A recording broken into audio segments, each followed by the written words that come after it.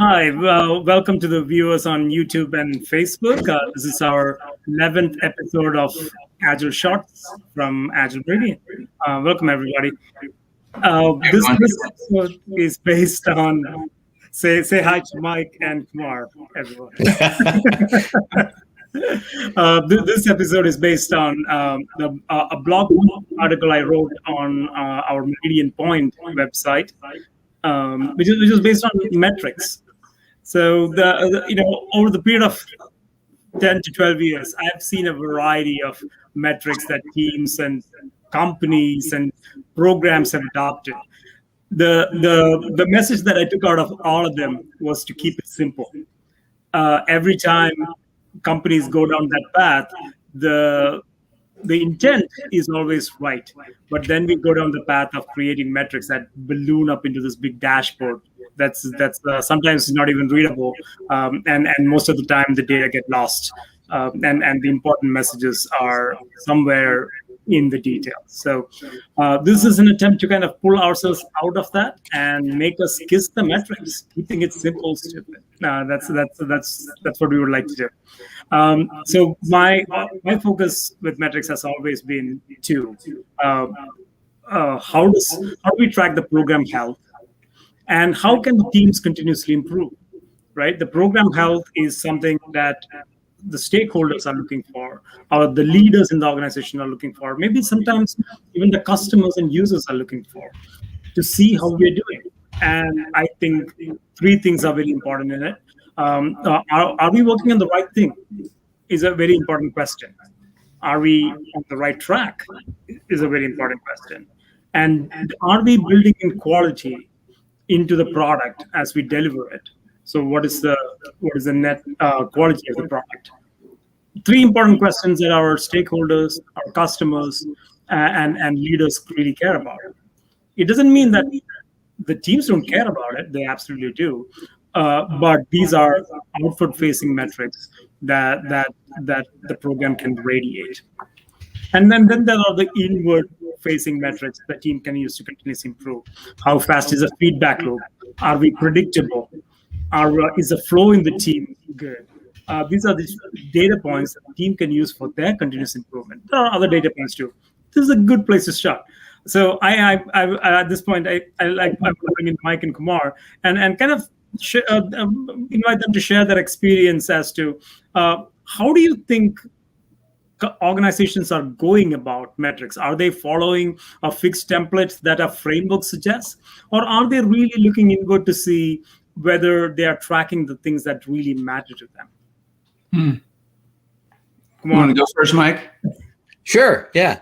I've seen the gamut, actually. I've kind of seen the full spectrum of different types of things. Folks that are they're moving into a faster paced world and trying to become more adaptable. Sometimes they're bringing some of the old metrics that they're used to with them.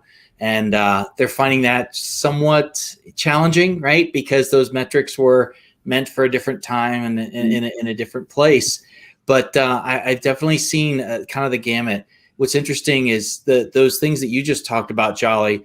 When some of the groups that I have worked with, when their culture really emulates those types of values that relate to what you were just those types of subject matters you were just talking about, it's almost like they already had that kind of tracking in place, but they also had all this extra.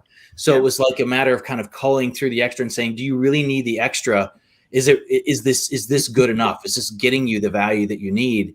Because it matches your core values, and it's really where the value lies in your metric base anyways. So you could actually speed up decision making by having less data and going really after those things.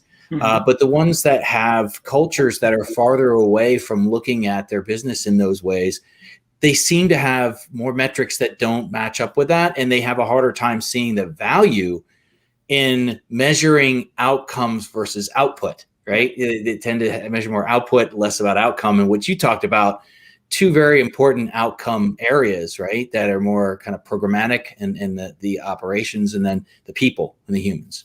So that's what I've seen over last, 5-10 years specifically. So Yeah, it's very similar for me. I was actually just helping a client who is transitioning to agile ways of working, and one of the things they said was very specifically, "Hey, Kumar, we don't want any of that agile stuff, the agile metric. We don't want to look at the story points and burn ups, and we want what we understand and know, which is more project-based metrics, and we just want some kind of translation that takes what the teams are doing and exposes them to the leaders, so we can get a sense of how things are going and not have to translate in our head what these things mean."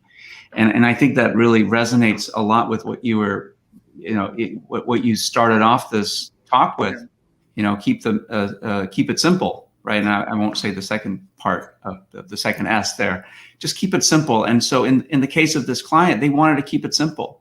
They wanted just a simple way of assessing how their teams, who are now using an agile approach to deliver something, a simple way to translate what they're doing, the work that they're doing, the outcomes that they're creating. How is it translating to the value that they hope to deliver to their customers? And they don't want to understand or be really aware of all the different types of metrics that are out there. They just wanted to keep it simple, which made it very easy for us as the coaches in there to advise on the types of metrics to keep it simple from a program health standpoint, as you pointed out. But you're right. Not all organizations are like that. They maybe collect too much information, too much data. What are some of the kind of the anti-patterns that you have seen? One, obviously, as you guys both mentioned, is hey, we go for everything. We create this huge dashboard. But what about actually using that? What anti-patterns have you guys seen regarding the usage of this? There's no good or bad metrics per se, but regarding the usage. I mean, can you explain some of the anti-patterns that you might have seen? I can start. I mean, metrics tends to drive behavior, right? So if you're measuring whatever you're measuring, it tends to affect how people act towards those things. So simplest example is if there's this assumption that agile equals speed, velocity, right? And it's a misnomer, and it leads to some anti-patterns and behaviors that are not very agile, frankly, right? And so agile certainly does result in hopefully a better outcome, because ideally you're working on the right things at the right time and delivering value when needed. However, when people start to value speed and velocity charts that agile teams use to measure how well they're meeting their commitments, are used in a way to measure the productivity of the team, it sort of misfires and backfires, where teams are like, oh, okay, that's what they want to see. We'll just estimate our stories with higher and higher point counts. And that way we will produce more. Right. So that's one that I've certainly, it comes to mind immediately. Yeah. Mike? Yeah. I've seen with the advancement in data and metrics and data mining and all of the AI and all the other ways to get data, right? We can flood ourselves with so much more data and so many different kinds of data with different types of cross points and patterns and patterning that we just didn't have either the horsepower to do or the time, or we didn't have access to that much information to put together. And now I've seen this quite often, actually, where folks are trying to define what they should value based on getting more data and trying to let the data tell them what they should value. Mm-hmm. Instead of doing it the other way around and saying, this is what we value, this is who we are, this is what our core understanding of what we're driving towards and what we're looking for. And then simplifying the data sets, that just because you can get all that data doesn't mean you should get all that data, or that it's going to help you make a better decision than you did before. And this is coming from someone who was in statistical forecasting in college, right? And economics. So we were data hungry. We were always pulling these things in. But you come to a certain point because of velocity in the world we live in with all this change. You need to know you need to be really thinking core values around who you are, why you exist, and what are those values, and then structure data that makes sense and meaningful metrics that are positive motivators. To Kumar's point, they create positive actions and activities, or give you the options to create actions that will drive positive outcomes. But you can't generate a positive outcome without knowing where you want to go or what it is you're looking to achieve. And the data is not going to tell you that. The data may even just make it more confusing or more messy or more convoluted to try to figure out what that should be. So. Yeah, and the effort that we put into analyze might not be proportional to the results that we get from it, right? And the heartache. I mean, I distinctly remember leaders using data to beat up teams, and Kumar had a great example of how it could be used to beat up teams on why this is going wrong, instead of asking the question, hey, have you used this data to run any experiments to see how you can get better? If you haven't, how can we help you run those experiments? And what is the result from those? And how have you adapted? And how have you changed in response to these metrics, rather than just holding the team to account for just the pure numbers that come out, instead of having a qualitative analysis of what that really means, right? Have you guys seen leaders or organizations use this to provide the right support and provide that kind of continuous improvement framework that can be organization wide or even at the team level? Any leaders who have stepped up to that game? Yeah, I have. I was fortunate to work with a couple of companies within the last 5 years, where the values on the wall and the corporate kind of motto was real. It was real. It wasn't just lip service. It wasn't something for marketing or for the website.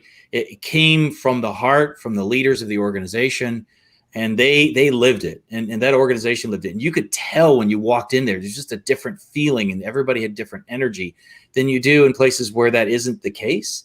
Right. And they found so much value in thinking and using metrics in this way that it was almost like an instantaneous transformation for them. They like grabbed it and ran with it, and it was like, you just, we got the, and they handed it, and I didn't have to do anything. As a consultant there, as a coach, it was like they were finding ways to use it that normally I'd have to help them prod and poke and get things going. They were finding ways almost but it was natural to them because it fit what they did. It fit their moniker. It fit why they all work there. And they were coming up with real outcome-based stuff, but they had already done that. They were like in an outcome-based mindset because their leaders started the company that way. So I don't think that's typical, but I have seen it. So there are good operating models and good people to go talk to about those things because they do exist. It's not a unicorn. They're real. Yeah, they definitely do exist. I've worked with a few companies that, like you described, Mike, sort of practice what they preach, in a way, with their values and principles. And more often than not, they are very attuned to how to tap into the mind, I guess, the creative genius of their people, right? By measuring things that and rewarding people for things that lead to the outcomes that they're trying to achieve. And really, social media is great at this, right? Facebook and Instagram and all these medium, they have figured out that secret sauce, if you will, on how to motivate people to do things to achieve their outcomes, growing their subscriber base and growing the number of people that go on Facebook or YouTube or Instagram or whatever these social media platforms are. And they do it by rewarding certain behaviors. And so, I mean, I'm not saying that, companies should be all nefarious about this, but there is something to that, right? The social science behind it and the way humans interact with other humans. And if companies were more focused on outcomes and allowed teams to really figure out on their own how to achieve those outcomes, and you reward people for doing those types of things that help achieve the outcomes, then chances are you don't need a whole lot of metrics. You don't need tons of data. You just need to figure out what are those things that lead to those outcomes? What are the leading indicators or leading targets? And of course, the outcome itself is a metric. Did we achieve it or not? Or how much of it did we achieve? And so, frameworks like OKRs and 4DX, 4 disciplines of execution, and tight, loose, tight, something we're going to be talking about here in the next few weeks, come to mind as simple frameworks that allow for very complex behaviors. So I'll stop there. Yeah, I think that's a key point, though, Kumar, that you mentioned was the folks that are really driving this from the positive outcome mindset. They tend to find metrics that work faster, and they get results, and they're interacting with those metrics. Those metrics are providing visible lift in terms of both talent and in operations. So they stop looking for other metrics because their metrics are providing the value. So they don't have to go and keep trying to find that new metric that's going to move the needle somewhere, because the needle's moving and they see it moving and they feel it moving. And that tends to make you not have to look for metrics as much anymore. So it's interesting how that can be self-fulfilling, right? In that aspect. So that's great. Yeah. Thank you for your experiences. I think I hope this has been a provoking conversation for you guys who are watching this video. There are more details on how we can be more tactical on our Meridian Point blog, and we will link to that in the show notes.